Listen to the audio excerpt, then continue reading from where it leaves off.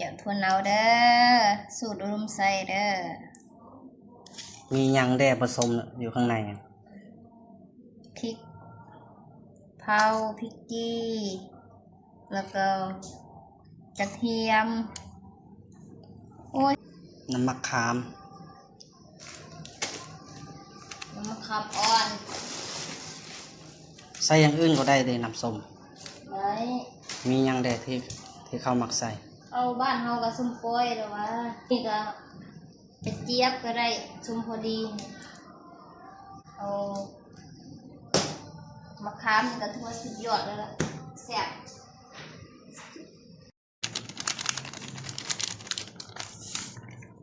ใส่ชูรสใส่หลายแซ่บหลายใส่น้อยแซ่บน้อยทำจิ้มแบบไม่ใส่คนมักก็ใส่บุมักก็บ่ต้องใส่ด้วยน้ำตาลชูรสก็คือกันมักน้อยใส่น้อยมักหลายใส่หลายแต่ตามส่วนผสม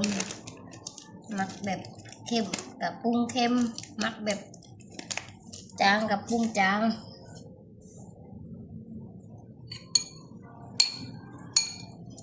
หน้าตามันก็จะประมาณนี้เนาะอันนี้เส้นข้าวปุ้นแห้งลวกไว้ละนี่ก็จะเป็นน้ำส้มต้มเลือดนี่จะเป็นแจ่วถั่วเน่าเนาะสูตรจากอุดมไซ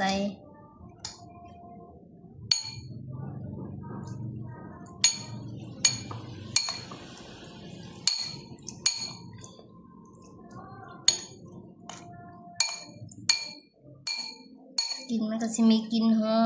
มกลิ่นหัวขิงกลิ่นกระเทียมนะมันก็กลิ่นของถั่วเน่าอีก